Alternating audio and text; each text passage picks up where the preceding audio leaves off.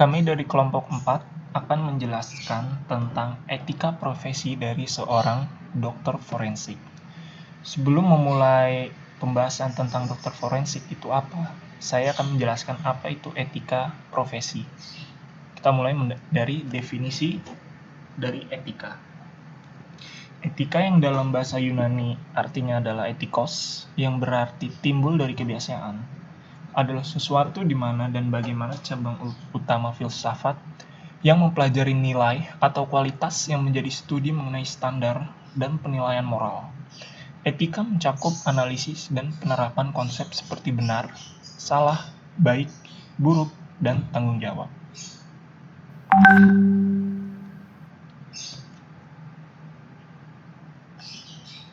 Lalu klasifikasi etika. Klasifikasi etika dibagi menjadi 4, di antara etika deskriptif, etika normatif, etika individual, dan yang terakhir etika sosial. Kita akan mulai dari penjelasan etika deskriptif. Etika deskriptif adalah etika yang hanya menerangkan apa adanya tanpa memberikan penilaian terhadap objek yang diamati. Etika normatif adalah etika yang mengemukakan suatu penilaian mana yang baik dan buruk dan apa yang sebaiknya dilakukan oleh manusia. Lalu etika individual adalah etika yang objeknya manusia sebagai individualis berkaitan dengan makna dan tujuan hidup dari manusia. Yang terakhir, etika sosial adalah etika yang membicarakan tingkah laku manusia sebagai makhluk sosial dan hubungan interaksinya dengan manusia lain.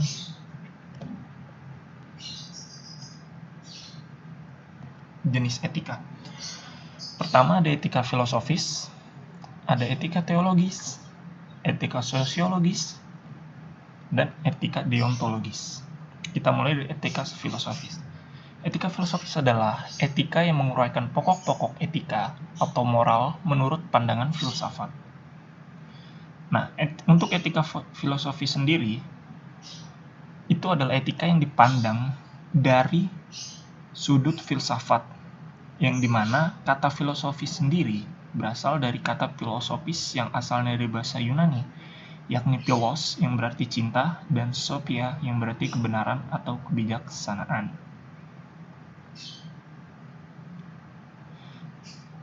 Di etika ini, dalam filsafat yang diuraikan terbatas pada baik buruk, masalah hak kewajiban, masalah nilai-nilai moral secara mendasar. Di sini ditinjau hubungan antara moral dan kemanusiaan secara mendalam dengan menggunakan rasio sebagai dasar untuk menganalisa. Selanjutnya etika teologis. Etika teologis adalah etika yang mengajarkan hal-hal yang baik dan buruk berdasarkan ajaran-ajaran agama. Untuk etika teologis ini memandang semua perbuatan moral, diantaranya adalah perbuatan-perbuatan yang mewujudkan kehendak Tuhan atau sesuai dengan kehendak Tuhan. Lalu ada perbuatan-perbuatan sebagai perwujudan cinta kasih kepada Tuhan. Dan yang terakhir adalah perbuatan-perbuatan sebagai penyerahan diri kepada Tuhan. Nah, untuk etika teologis ini dipercayai oleh orang-orang yang beragama. Karena orang-orang yang beragama mempunyai keyakinan bahwa tidak mungkin memiliki moral tanpa agama atau tanpa menjalankan ajaran-ajaran Tuhan dalam kehidupan sehari-hari. Untuk sumber pengetahuan etika teologis ini, itu adalah kitab suci dari masing-masing agama yang dianut oleh individual tersebut. Selanjutnya etika sosiologis. Etika sosiologis adalah etika yang objeknya manusia sebagai individualis yang berkaitan dengan makna dan tujuan hidup manusia. Nah, untuk etika sosiologis ini menitik beratkan pada keselamatan ataupun kesejahteraan hidup masyarakat. Jadi, etika sosiologis lebih menyibukkan diri dengan pembicaraan tentang bagaimana seharusnya seseorang menjalankan hidupnya dan hubungannya dengan masyarakat. Selanjutnya etika deontologis. Etika deontologis atau deontologi adalah pandangan etika normatif yang menilai moralitas suatu tindakan berdasarkan kepatuhan kepada peraturan.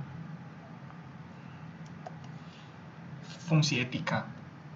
Fungsi etika dibagi menjadi 3 poin. Di antaranya, tempat untuk mendapatkan orientasi kritis yang berhadapan dengan berbagai suatu moralitas yang membingungkan. Yang kedua, untuk menunjukkan suatu keterampilan intelektual, yakni suatu keterampilan untuk berargumentasi secara rasional dan kritis.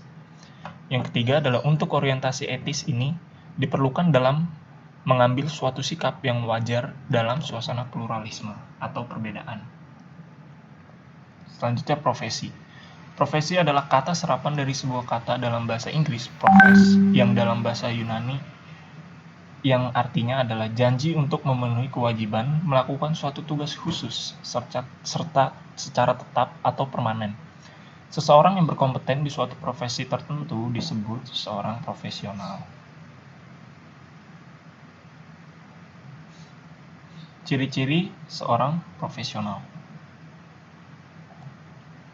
Di antaranya adalah orang profesional memiliki kemampuan tinggi dan pengetahuan yang tinggi. Kedua, orang profesional memiliki kode etik. Lalu orang profesional memiliki tanggung jawab profesi serta integritas yang tinggi. Lalu orang profesional memiliki jiwa pengabdian kepada masyarakat. Orang profesional memiliki kemampuan yang baik dalam perencanaan program kerja. Dan orang profesional menjadi anggota organisasi dari profesinya.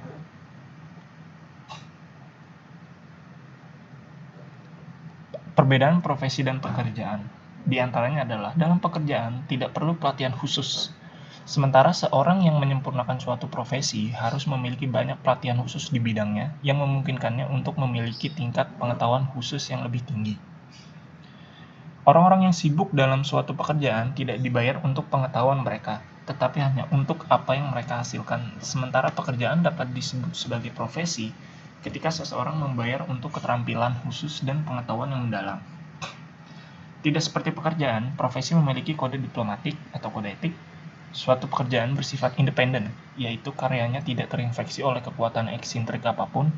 Sebaliknya, ada kebutuhan untuk independensi dalam profesi karena orang yang menyelesaikan pekerjaan harus mengikuti perintah atasannya.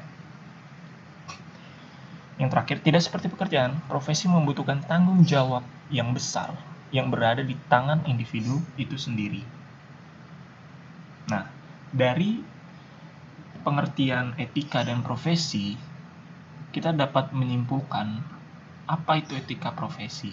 Jadi etika profesi adalah sikap hidup berupa keadilan untuk dapat memberikan suatu pelayanan profesional terhadap masyarakat dengan penuh ketertiban serta juga keahlian, yakni sebagai pelayan dalam rangka melakukan tugas yang merupakan kewajiban terhadap masyarakat.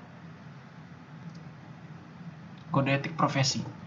Kode etik profesi adalah acuan perilaku perseorangan atau korporasi yang dianggap harus diikuti pelaku aktivitas profesional.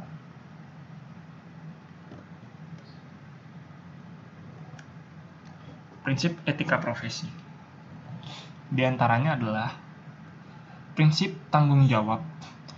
Seorang yang memiliki profesi harus mampu bertanggung jawab atas dampak yang ditimbulkan dari profesi tersebut, khususnya bagi orang-orang di sekitarnya.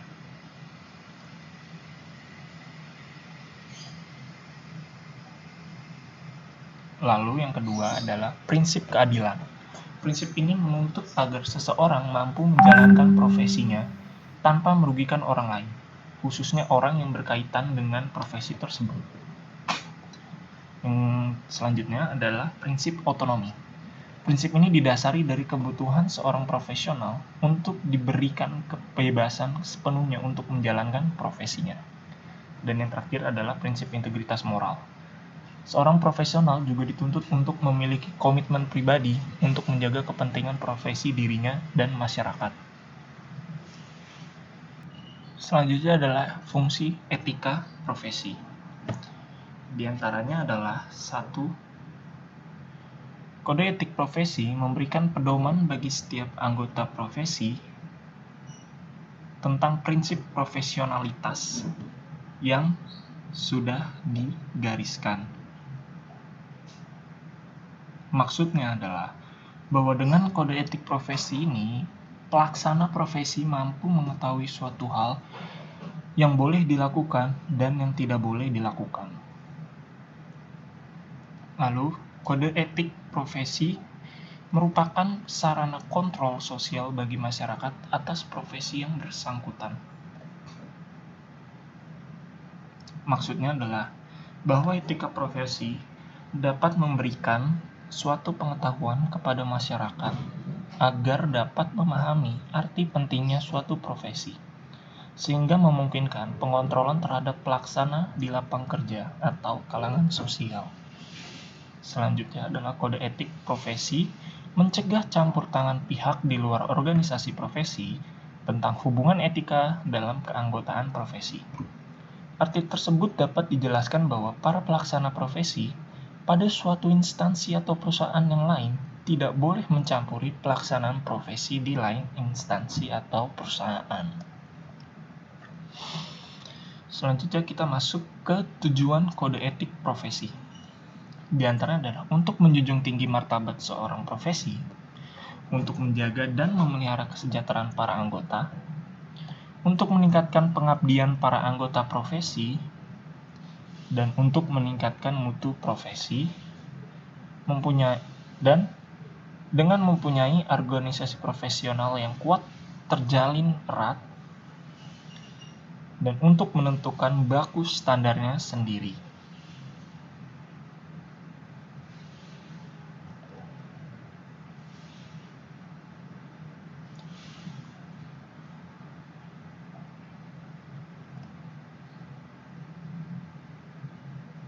Etika dan moral.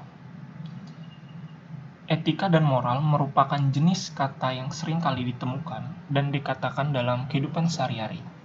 Kedua kata ini biasanya digunakan untuk mengungkapkan sikap atau tindakan yang berhubungan dengan nilai baik dan buruk. Nah, untuk etika dan moral ini sering kali dianggap memiliki arti yang sama, namun sebenarnya terdapat hal mendasar yang menjadi perbedaan etika dan moral. Secara umum, perbedaan etika dan moral ini terletak pada standar nilai baik dan buruknya berasal. Dalam hal ini, nilai baik dan buruk pada etika berasal dari standar masyarakat yang menjadi aturan tersendiri dalam kehidupan di masyarakat. Sedangkan standar nilai baik dan buruk dalam moral lebih cenderung mengacu pada prinsip individu untuk menilai hal yang benar dan salah. Ya, selanjutnya ada pengertian forensik. Forensik ialah ilmu pengetahuan yang menggunakan ilmu multidisiplin untuk menerapkan ilmu pengetahuan alam, kimia, kedokteran, biologi, psikologi, dan kriminologi dengan tujuan membuat terang guna membuktikan tidaknya kasus kejahatan atau pelanggaran dengan memeriksa barang bukti atau physical evidence dalam kasus tersebut.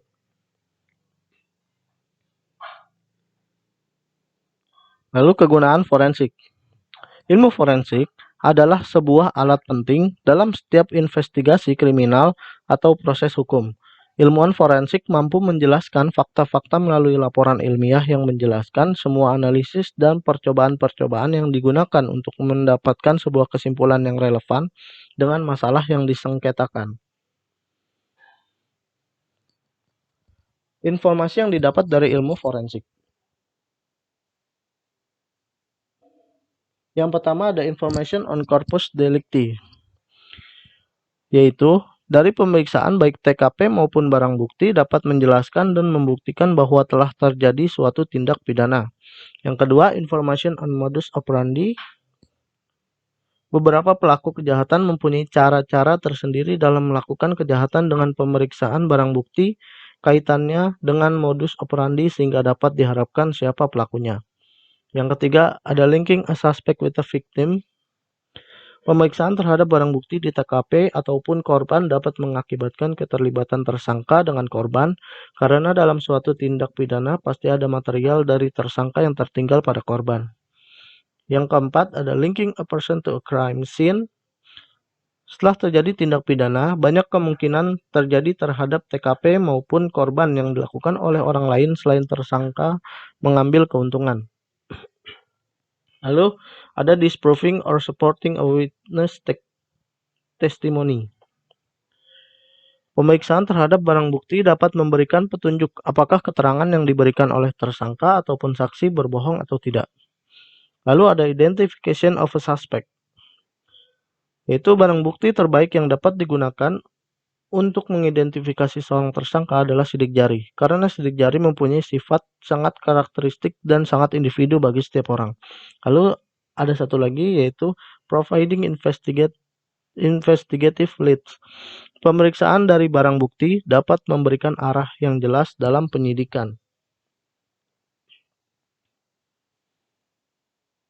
Subdivisi ilmu forensik.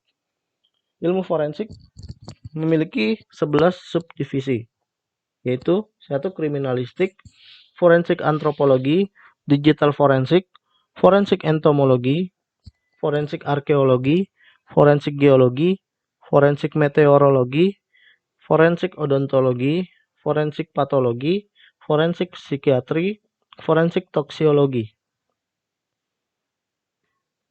Kriminalistik adalah subdivisi dari ilmu forensik yang menganalisa dan menjawab pertanyaan-pertanyaan yang berkaitan dengan bukti-bukti biologis, bukti jejak, bukti cetakan seperti sidik jari, jejak sepatu, dan jejak ban mobil, controlled substance, atau zat kimia yang dilarang oleh pemerintah karena bisa menimbulkan potensi penyalahgunaan atau ketagihan. Ada ilmu balistik atau pemeriksaan senjata api dan bukti-bukti lainnya yang ditemukan pada TKP. Biasanya, bukti-bukti tersebut diproses di dalam sebuah laboratorium. Kedua, ada forensik antropologi. Adalah subdivisi dari ilmu forensik yang menerapkan ilmu antropologi fisik, yang mana dalam arti khusus adalah bagian dari ilmu antropologi yang mencoba menelusuri pengertian tentang sejarah terjadinya beraneka ragam manusia dipandang dari sudut ciri-ciri tubuhnya, dan juga menerapkan ilmu osteologi yang merupakan ilmu anatomi dalam bidang kedokteran yang mempelajari tentang struktur dan bentuk tulang, khususnya anatomi tulang manusia, dalam menganalisa dan melakukan pengenalan terhadap bukti-bukti yang ada. Contohnya adalah melakukan pengenalan terhadap tubuh mayat yang sudah terbakar, termutilasi, atau yang sudah tidak dapat dikenali lagi. Lalu digital forensik. Digital forensik adalah satu subdivisi dari ilmu forensik yang melakukan pemeriksaan dan menganalisa bukti legal yang ditemui pada komputer dan media penyimpanan digital seperti flash disk atau hard disk.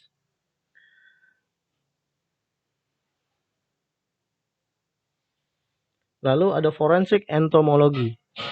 Forensik entomologi adalah aplikasi ilmu serangga untuk kepentingan hal-hal kriminal, terutama yang berkaitan dengan kasus kematian. Entomologi forensik mengevaluasi aktivitas serangga dengan berbagai teknik untuk membantu memperkirakan saat kematian dan menentukan apakah jaringan tubuh atau mayat telah dipindah dari suatu lokasi ke lokasi lain. Entomologi tidak hanya bergelut dengan biologi dan histologi arthropoda, namun saat ini entomologi dalam metode-metodenya juga menggeluti ilmu lain seperti kimia dan genetika. Dengan penggunaan pemeriksaan dan pengidentifikasian DNA pada tubuh serangga dalam entomologi forensik, maka kemungkinan deteksi akan semakin besar, seperti akan memungkinkan untuk mengidentifikasi jaringan tubuh atau mayat seseorang melalui serangga yang ditemukan pada tempat kejadian perkara.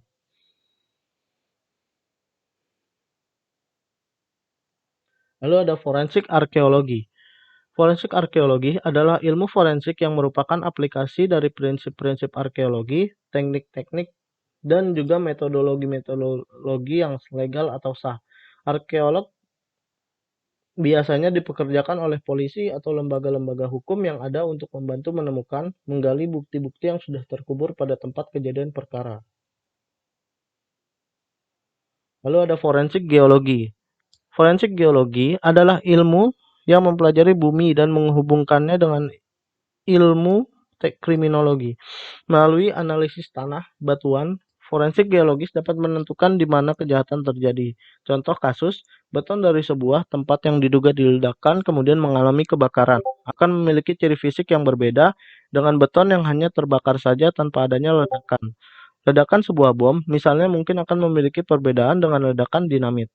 Secara naluri, seorang forensik geologis akan mengetahui dengan perbedaan bahwa batuan yang ditelitinya mengalami sebuah proses diawali dengan hentakan dan pemanasan, atau hanya sekedar pemanasan. Lalu ada forensik meteorologi, adalah ilmu untuk merekonstruksi kembali kejadian cuaca yang terjadi pada suatu lokasi tertentu. Hal ini dilakukan dengan mengambil arsip catatan informasi cuaca yang meliputi pengamatan suatu permukaan bumi, radar, satelit, informasi sungai, dan lain sebagainya pada lokasi tersebut. Forensik meteorologi paling sering digunakan untuk kasus-kasus pada perusahaan asuransi atau investigasi pembunuhan. Apakah contohnya ketika seseorang terbunuh oleh kilat atau dibunuh.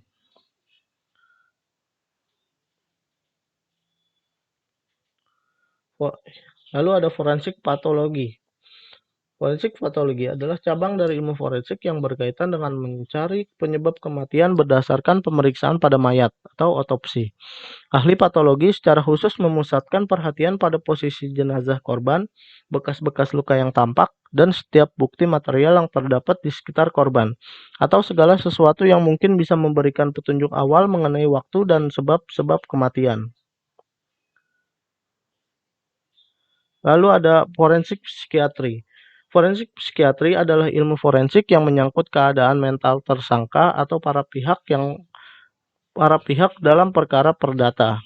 Ilmu forensik sangat dibutuhkan jika di dalam suatu kasus kita menemukan orang yang pura-pura sakit, antisosial, pemerkosa, pembunuh, dan masalah yang menyangkut seksual lainnya seperti homoseksual, waria, pedofilia, dan lain-lain. Yang terakhir ada forensik toksikologi, adalah penggunaan ilmu toksikologi dan ilmu-ilmu lainnya seperti analisis kimia, ilmu farmasi, dan kimia klinis untuk membantu penyelidikan terhadap kasus kematian, keracunan, dan penggunaan obat-obat terlarang. Fokus utama pada forensik toksikologi bukan pada hasil dari investigasi toksikologi itu sendiri, melainkan teknologi atau teknik-teknik yang digunakan untuk mendapatkan dan memperkirakan hasil tersebut. Dokter forensik. Dokter forensik adalah seseorang dokter yang menggunakan ilmu forensik, di mana ilmu ini merupakan cabang spesialis ilmu kedokteran yang memanfaatkan ilmu medis untuk menegakkan hukum dan memecahkan masalah kriminal.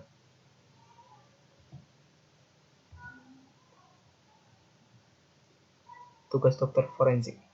Yang pertama, membantu polisi sebagai saksi ahli suatu kasus. Yang kedua, melakukan autopsi untuk menentukan ada tidaknya penyakit, cedera, atau keracunan. Yang ketiga, mengevaluasi informasi historis dan investigasi penegakan hukum yang berkaitan dengan cara kematian. Yang keempat, mengumpulkan bukti medis seperti jejak bukti dan sekresi. Yang kelima, mendokumentasikan kekerasan seksual. Yang keenam, merekonstruksi bagaimana seseorang mengalami cedera. Yang ketujuh, dokter forensik membantu menegakkan keadilan dan kebenaran dengan menggunakan ilmu kedokteran. Dengan mengungkapkan fakta yang berkaitan dengan tubuh manusia, juga menyelidiki bukti yang menempel pada manusia, yang nantinya data itu dipakai untuk bukti hukum.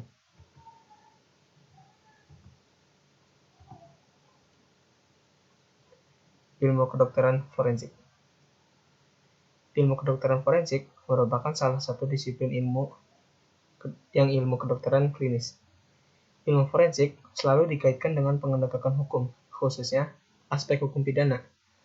Manfaat ilmu forensik terhadap penegakan hukum pidana adalah untuk menemukan kebenaran dan keadilan baik terhadap kasus terbaru maupun kasus-kasus yang sudah lama. Dalam ilmu kedokteran forensik, identifikasi merupakan hal yang sangat penting, sehingga dengan disiplin ilmu tersebut, kasus yang sudah lama pun bisa terungkap. Dalam penyelidikan suatu kasus kejahatan, observasi terhadap bukti fisik dan interpretasi dari hasil analisis atau pengujian barang merupakan alat utama dalam penyelidikan sehingga mendapat informasi dan fakta yang sesungguhnya. Dalam penyelidikan, ada beberapa kendala yang dihadapi oleh penyelidik. Misalnya, terhadap kasus mutilasi. Kesulitan yang dihadapi adalah mengidentifikasi korban, penyebab kematian, dan lain sebagainya. Untuk menemukan kebenaran tersebut, penyidik membutuhkan ahli forensik.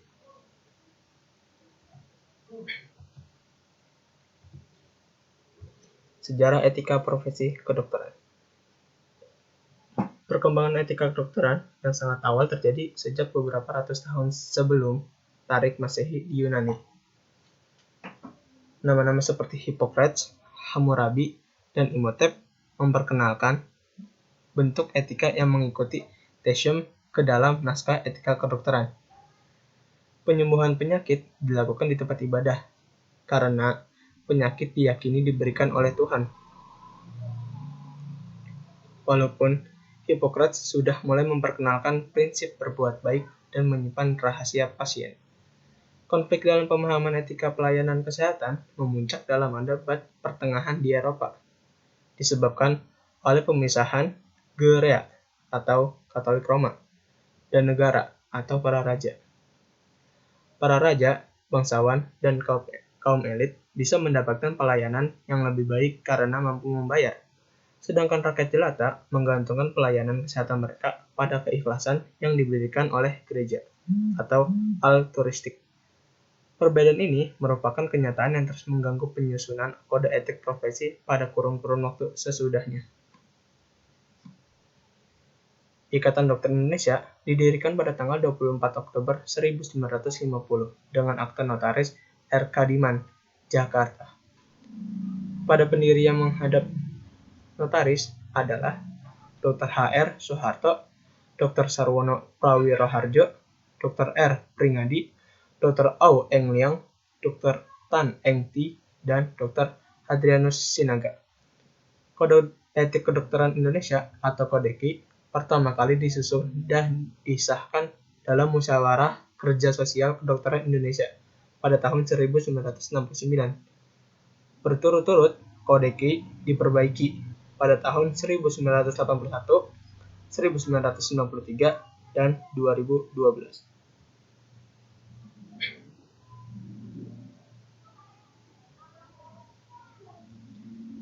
Prinsip-prinsip dasar etika kedokteran.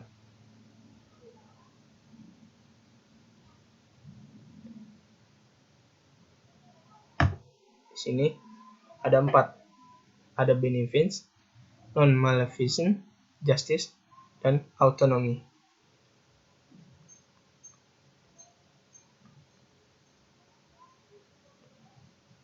Apa itu beneficence? Beneficence dalam arti prinsip bahwa seorang dokter berbuat baik, menghormati martabat manusia. Dokter tersebut juga harus mengusahakan agar pasiennya dirawat dalam keadaan kesehatan. Dalam suatu prinsip ini, dikatakan bahwa perlunya perlakuan yang terbaik bagi pasien. Beneficence membawa arti menyediakan kemudahan dan kesenangan kepada pasien mengambil langkah positif untuk memaksimalisasi akibat baik daripada hal yang buruk. Ciri-ciri prinsip ini yaitu: yang pertama, mengutamakan altruisme. Yang kedua, memandang pasien atau keluarga bukanlah suatu tindakan hanya menguntungkan seorang dokter. Yang ketiga, mengusahakan agar kebaikan atau manfaatnya lebih banyak dibandingkan dengan suatu keburukannya. Yang keempat, menjamin kehidupan baik minimal manusia. Yang kelima, memaksimalisasi hak-hak pasien secara keseluruhan. Yang keenam, menerapkan Golden Rule Principle, yaitu melakukan hal yang baik seperti orang yang lain inginkan. Yang ketujuh, memberi suatu resep. Non-maleficence. Non-maleficence adalah suatu prinsip yang mana seorang dokter tidak melakukan perbuatan yang memperburuk pasien dan memilih pengobatan yang paling kecil resikonya bagi pasien sendiri. Pernyataan Kunovic, do no harm, tetap berlaku dan harus diikuti. Non-malevolence mempunyai ciri-ciri. Yang pertama, menolong pasien emergensi. Yang kedua, mengobati pasien yang luka. Yang ketiga, tidak membunuh pasien. Yang keempat, tidak memandang pasien sebagai objek. Yang kelima, tidak melindungi pasien dari serangan. Yang keenam, manfaat pasien lebih banyak daripada kerugian dokter. Yang ketujuh, tidak membahayakan pasien karena kelalaian. Yang kedelapan, tidak melakukan white collar crime. Justice. Justice adalah suatu prinsip di mana seorang dokter memperlakukan sama rata dan adil terhadap kebahagiaan dan kenyamanan pasien tersebut. Perbedaan tingkat ekonomi, pandangan politik, agama, kebangsaan, perbedaan kedudukan sosial, dan kewarganegaraan tidak dapat mengubah sikap dokter terhadap pasiennya. Justice mempunyai ciri-ciri. Yang pertama, memberlakukan segala sesuatu secara universal. Yang kedua, mengambil porsi terakhir dari proses membagi yang telah ia lakukan. Yang ketiga, menghargai hak sehat pasien. Yang keempat, menghargai hak hukum pasien. Autonomi. Dalam prinsip ini, seorang dokter menghormati martabat manusia. Setiap individu harus diperlakukan sebagai manusia yang mempunyai hak menentukan nasib diri sendiri. Dalam hal ini, pasien diberikan hak untuk berpikir secara logis dan membuat keputusan sendiri. Autonomi bermaksud menghendaki, menyetujui, membenarkan, membela, dan membiarkan pasien demi dirinya sendiri. Ciri-ciri autonomi. Yang pertama, menghargai hak menentukan nasib sendiri. Yang kedua, berterus terang menghargai privasi. Yang ketiga, menjaga rahasia pasien. Yang keempat, melaksanakan informed consent.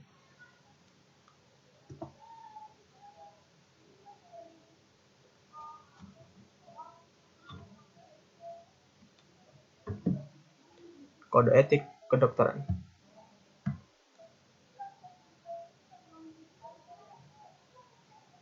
Kode etik kedokteran Indonesia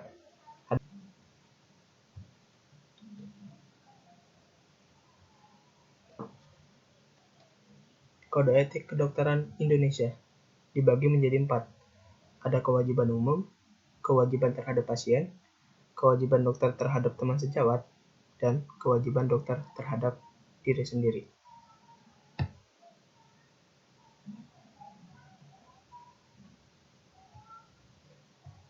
Kewajiban umum. Setiap dokter wajib menjunjung tinggi, menghayati, dan mengamalkan sumpah dan atau janji dokter. Yang kedua, seorang dokter wajib selalu melakukan pengambilan keputusan profesional secara independen dan mempertahankan perilaku profesional dalam ukuran yang tertinggi. Yang ketiga, dalam melakukan pekerjaan kedokterannya, seorang dokter tidak boleh dipengaruhi oleh sesuatu yang mengakibatkan hilangnya kebebasan dan kemandirian profesi. Yang keempat, seorang dokter wajib menghindarkan diri dari perbuatan yang bersifat memuji diri. Yang kelima, setiap perbuatan atau nasihat dokter yang mungkin melemahkan daya tahan psikis maupun fisik wajib memperoleh persetujuan pasien atau keluarganya dan hanya diberikan untuk kepentingan dan kebaikan pasien tersebut. Yang keenam, setiap dokter wajib senantiasa berhati-hati dalam mengumumkan atau menerapkan setiap penemuan teknik atau pengobatan baru yang belum diuji kebenarannya dan terhadap hal-hal yang dapat menimbulkan keresahan masyarakat. Yang ketujuh, seorang dokter wajib hanya memberi surat keterangan dan pendapat yang telah diperiksa sendiri kebenarannya.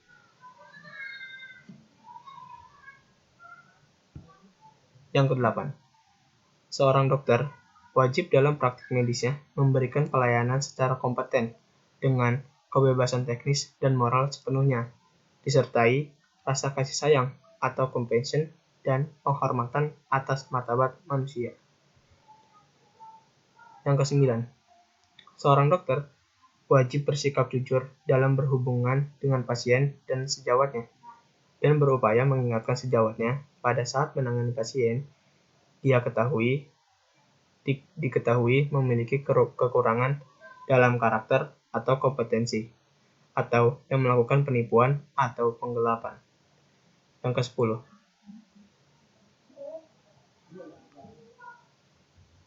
seorang dokter wajib menghormati hak-hak pasien, teman sejawatnya, dan tenaga kesehatan lainnya, serta wajib menjaga kepercayaan pasien. Yang ke-11, setiap dokter wajib senantiasa mengingat kewajiban dirinya melindungi hidup makhluk insani.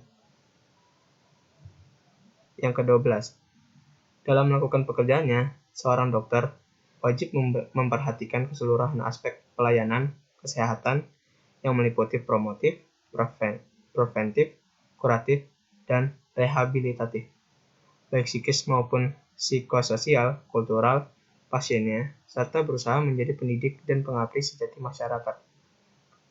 Yang ke-13, setiap dokter dalam bekerja sama dengan para pejabat lintas sektoral di bidang kesehatan, bidang lainnya, dan masyarakat wajib saling menghormati.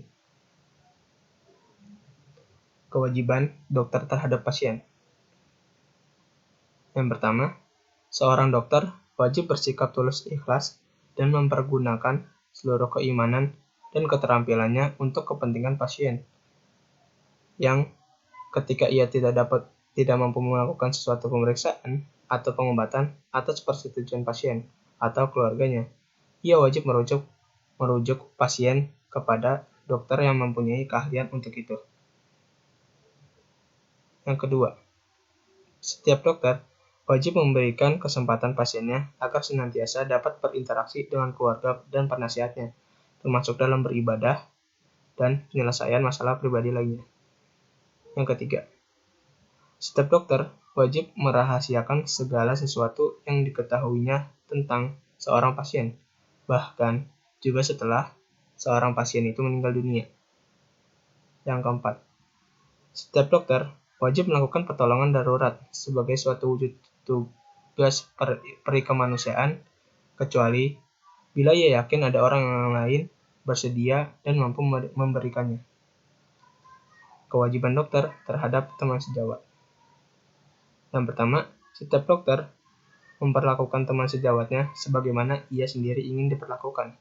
Yang kedua, setiap dokter tidak boleh mengambil alih pasien dari teman sejawat, kecuali dengan persetujuan keduanya atau berdasarkan prosedur yang etis. Kewajiban dokter terhadap diri sendiri. Yang pertama, setiap dokter wajib selalu memelihara kesehatannya supaya dapat bekerja dengan baik. Yang kedua, setiap dokter wajib senantiasa mengikuti perkembangan ilmu pengetahuan dan teknologi kedokteran. Kode Etik Kedokteran Indonesia. Kewajiban terhadap pasien, yaitu seorang dokter wajib bersikap tulus, ikhlas, dan mempergunakan seluruh keilmuan dan keterampilannya untuk kepentingan pasien, yang ketika ia tidak mampu melakukan suatu pemeriksaan atau pengobatan atas persetujuan pasien atau keluarganya, ia wajib merujuk pasien kepada dokter yang mempunyai keahlian untuk itu. Setiap dokter wajib memberikan kesempatan pasiennya agar senantiasa dapat berinteraksi dengan keluarga dan penasihatnya, termasuk dengan beribadat dan atau penyelesaian masalah pribadi lainnya. Setiap dokter wajib merahasiakan segala sesuatu yang diketahuinya tentang seorang pasien, bahkan juga setelah pasien itu meninggal dunia. Setiap dokter wajib melakukan pertolongan darurat sebagai suatu wujud tugas perikemanusiaan, kecuali bila ia yakin ada orang lain bersedia dan mampu memberikannya.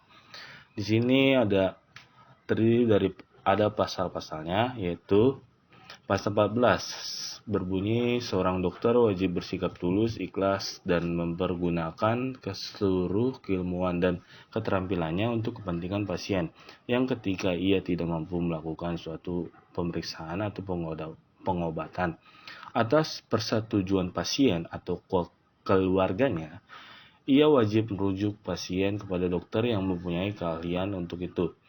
Pasal 15 berbunyi setiap dokter wajib memberikan kesempatan pasiennya agar senantiasa dapat berinteraksi dengan keluarga dan penasihatnya, termasuk dalam beribadah dan atau penyelesaian masalah pribadi lainnya.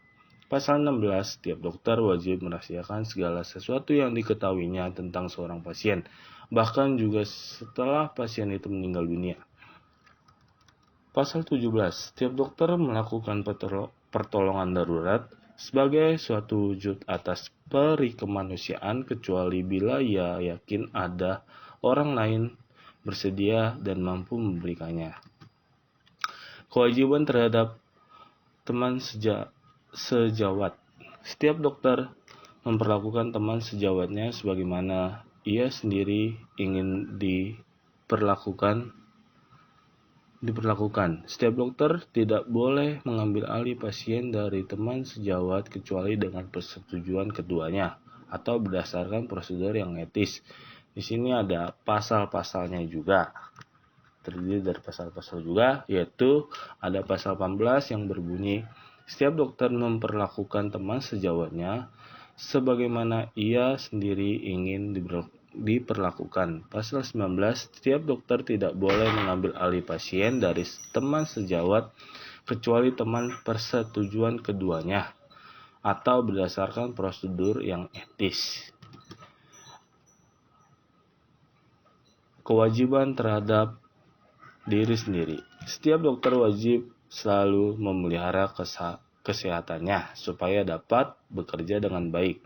Setiap dokter wajib senantiasa mengikuti perkembangan ilmu, pengetahuan, dan teknologi kedokteran atau kesehatan.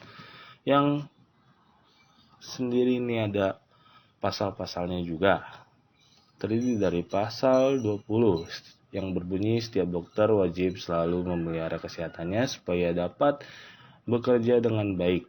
Pasal 21, setiap dokter wajib senantiasa mengikuti perkembangan ilmu, pengetahuan, dan teknologi kedokteran atau kesehatan. Sumpah Dokter Indonesia. Saya akan membaktikan hidup saya guna kepentingan perikemanusiaan. Saya akan menjalankan tugas dengan cara yang terhormat dan berasusila sesuai dengan martabat pekerjaan saya sebagai dokter. Saya akan memelihara dengan sekuat tenaga martabat dan tradisi luhur profesi kedokteran. Saya akan merahasiakan segala sesuatu yang saya ketahui karena keprofesian saya. Saya tidak akan menggunakan pengetahuan saya untuk sesuatu yang bertentangan dengan peri kemanusiaan sekalipun diancam. Saya akan menghormati setiap hidup insani mulai dari pembuahan. Saya akan senantiasa mengutamakan kesehatan pasien dengan memperhatikan kepentingan masyarakat. Saya akan berikhtiar dengan sungguh-sungguh supaya saya tidak terpengaruh oleh pertimbangan keagamaan, kebangsaan, kesukuan, gender, politik, kedudukan sosial, dan jenis penyakit dalam menunaikan kewajiban terhadap pasien. Saya akan memberi kepada guru-guru saya penghormatan dan pernyataan terima kasih dengan yang selayaknya. Saya akan perlakukan teman sejawat saya seperti saudara kandung. Saya akan menaati dan mengamalkan kode etik kedokteran Indonesia. Saya akan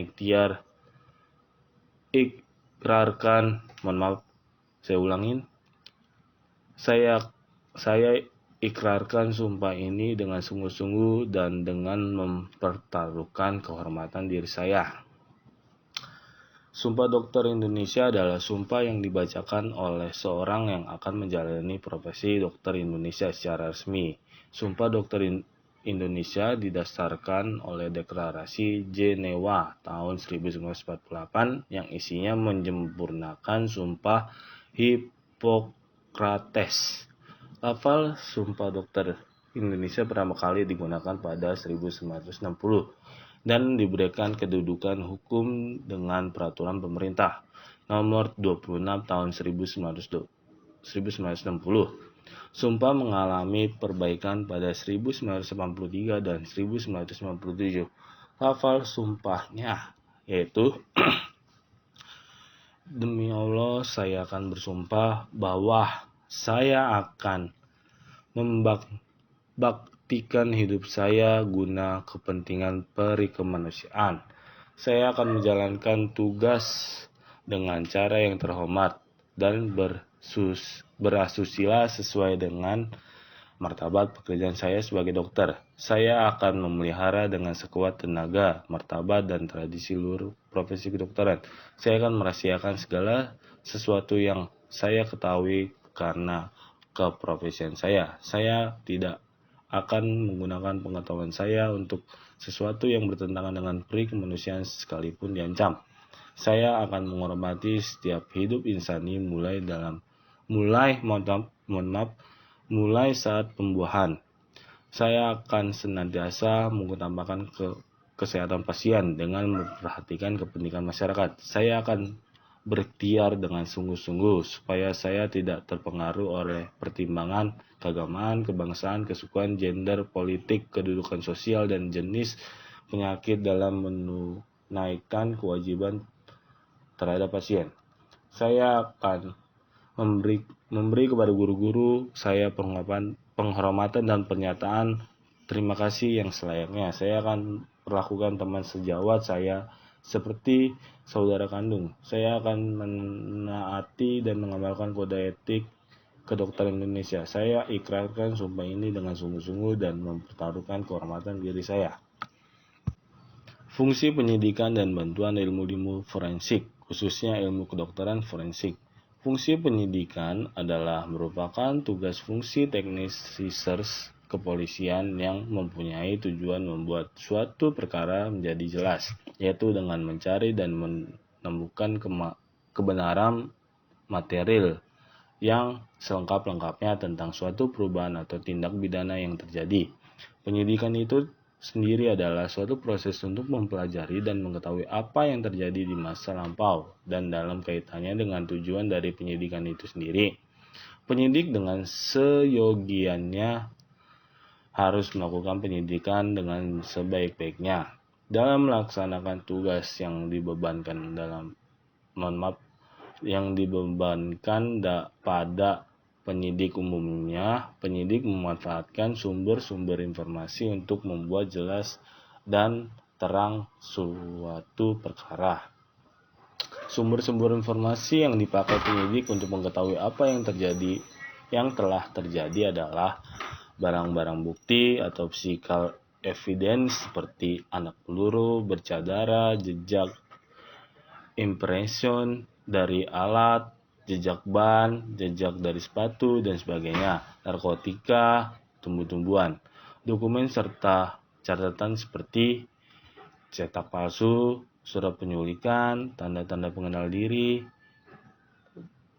lainnya, catatan tentang ancaman orang-orang seperti korban, saksi-saksi mata, si tersangka pelaku kejahatan, hal-hal lain yang berhubungan dengan korban, tersangka, dan keadaan TKP.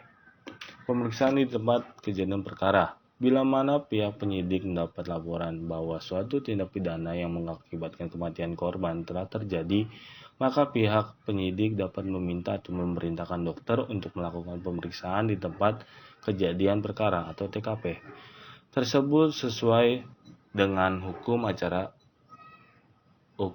pidana yang berlaku dan sesuai pula dengan Undang-Undang Pokok Kepolisian tahun 1961 nomor 13 pasal 13 atau sesuai dengan ketentuan pasal 3 keputusan Menhankam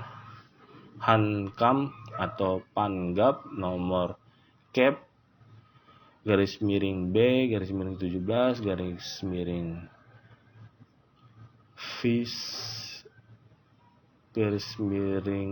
V1 VI /1974. Bila dokter menolak, maka ia dapat dikenakan hukuman berdasarkan pada Kitab Undang-Undang Hukum Pidana KUHP pasal 224. Metode pencarian barang bukti. Untuk dapat memperoleh barang bukti yang diperlukan di dalam proses penyidik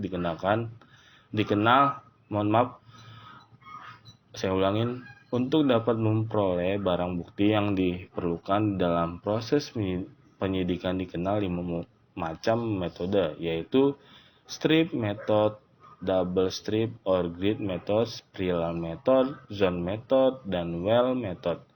Itu cara atau metode tersebut tentu sudah diketahui oleh penyidik.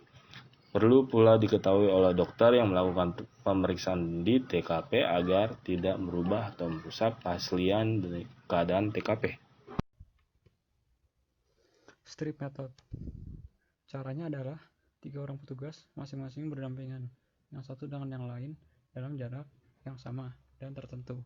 Kemudian bergerak serentak dari sisi lebar yang satu ke sisi lain di tempat kejadian perkara. Apabila dalam pergerakan tersebut sampai di ujung sisi lebar yang lain, maka masing-masing berputar ke arah semula. Metode ini baik untuk daerah yang berlereng. Double strip or grid method. Caranya adalah dimulai dari titik tengah tempat kejadian perkara dalam bentuk kotak sesuai kekuatan personil yang kemudian dapat dikembangkan atau diperluas sesuai dengan kebutuhan sampai seluruh TKP dapat ditangani.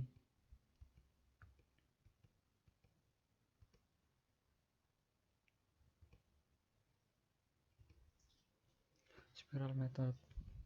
Dalam metode spiral, caranya adalah 3 orang petugas atau lebih menjelajahi tempat kejadian secara beriring, masing-masing berderet ke belakang, yang satu di belakang yang lain dengan jarak tertentu. Mulai pencarian pada bagian luar spiral, kemudian bergerak melingkar mengikuti bentuk spiral berputar ke arah dalam.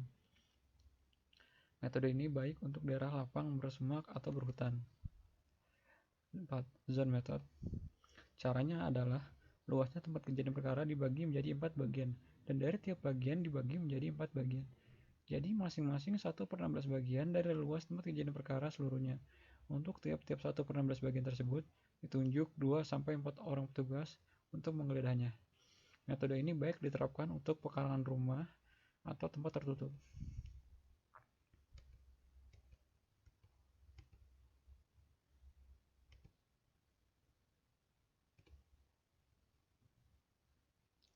Lima. Well method. Dalam hal ini, tempat atau ruangan dianggap sebagai suatu lingkaran. Caranya adalah beberapa petugas bergerak bersama-sama ke arah luar, dimulai dari titik tengah tempat kejadian, di mana masing-masing petugas menuju ke arah sasarannya sendiri-sendiri sehingga merupakan arah penjuru mata angin.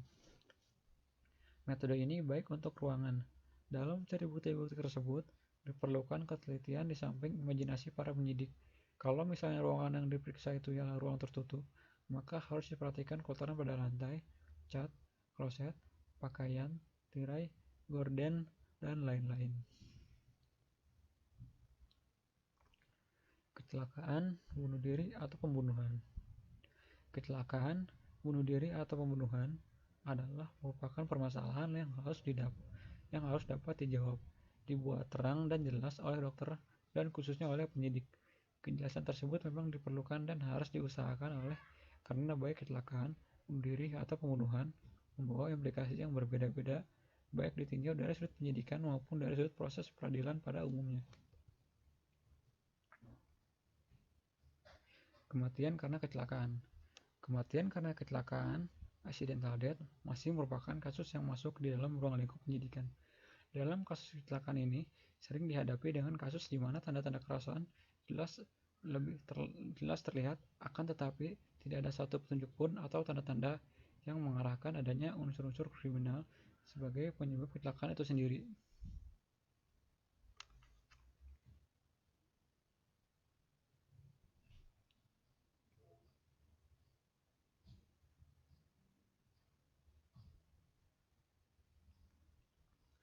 Yang termasuk di dalam pengertian kecelakaan di sini adalah kematian yang terjadi waktu orang penderita kelainan di dalam bentuk kehidupan seksualnya. Kematian di sini dikenal dengan autoerotic death. Kematian karena tergantung atau accidental hanging death biasa terjadi pada anak-anak di mana anak tersebut tersangkut lehernya di pinggir tempat tidur yang mempunyai jeruji atau tersangkut lehernya pada percabangan pohon yang berbentuk V. Kematian karena tersumbatnya jarum pernapasan oleh suatu benda, choking death. Kematian karena tubuh mendapat tekanan yang hebat, crushing death. Kematian karena arus listrik atau electrical shock death sering terjadi pada waktu musim hujan dan orang mengetahui kebocoran yang ada akan tetapi dengan tidak disadari terpegang kabel berlian listrik yang isolator tidak baik, atau korban memegang atap seng yang bersentuhan dengan kabel listrik tadi.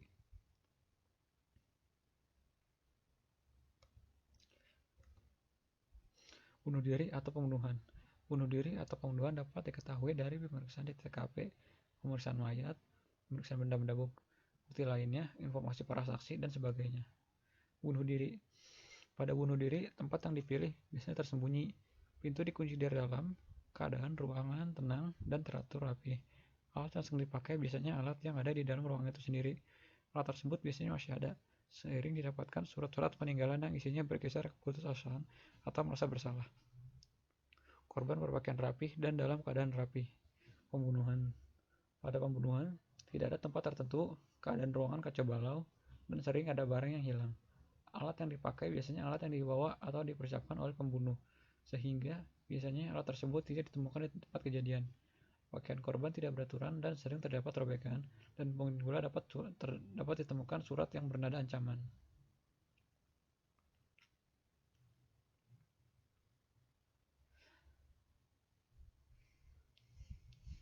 Mutilasi. Mutilasi serta penusukan tubuh korban yang telah menjadi mayat dimaksudkan pula untuk menghilangkan identitas korban. Dengan demikian, penyidikan akan menjadi sulit dan tindakan tersebut memang ditunjukkan untuk menghilangkan jejak si pembunuh. Kasus HLIR-NK merupakan contoh kasus mutilasi yang terjadi di Jakarta. Demikian pula dengan kasus Bond, kasus H3, dan kasus K di Surabaya.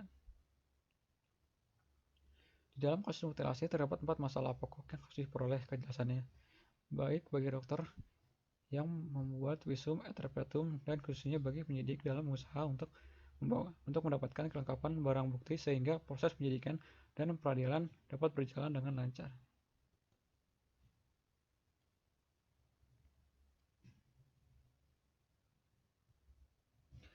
Masalah pokok tersebut adalah apakah bagian-bagian tubuh itu memang berasal dari tubuh manusia?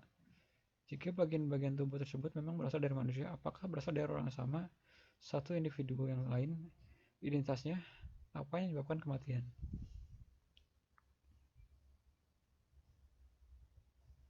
Sistematika pemeriksaan ilmu kedokteran forensik, khusus pemeriksaan mayat. Sumbangan ilmu kedokteran forensik dalam membantu penyelesaian proses penyidikan perkara pidana yang menyangkut nyawa manusia, di mana sumbangan tersebut dituangkan dalam bentuk visum et repertum adalah menentukan secara pasti kematian korban, memperkirakan saat kematian, menentukan identitas, menentukan sebab kematian, menentukan cara kematian atau memberikan kematian korban, menentukan secara pasti kematian korban. Untuk menentukan dengan pasti bahwa korban telah mati, perlu diketahui perihal tanda-tanda kehidupan dan tentunya perihal tanda-tanda kematian, serta perubahan lanjut terjadi pada mayat. Tanda-tanda kehidupan dapat dilihat dari adanya pergerakan pernapasan yang mudah dilihat di daerah perut bagian atas, tepat di daerah pertemuan kemudian lengkungan iga, daerah epigastrium. Terabanya denyut nadi yang mudah dirasakan pada daerah leher dan pada pergelangan tangan. Refleks, misalnya refleks mata terhadap sinar pada orang hidup. Jika disinari matanya, maka pupil atau teleng matanya akan mengecil. Dengan mengambil tindakan yang tepat, dapat dihindari terjadinya kematian korban oleh karena sikap yang lebih mementingkan penyidikan ketimbang menyelamatkan korban jiwa. Tanda-tanda kematian yang penting adalah terhentinya denyut jantung, terhentinya pergerakan pernapasan, kulit terlihat pucat, terhentinya aktivitas otak. Terhentinya aktivitas otak secara tepat dan cepat hanya dapat diketahui jika kita melakukan pemeriksaan dengan bantuan alat EEG elektrograf, di mana akan terlihat mendatar selama 5 menit.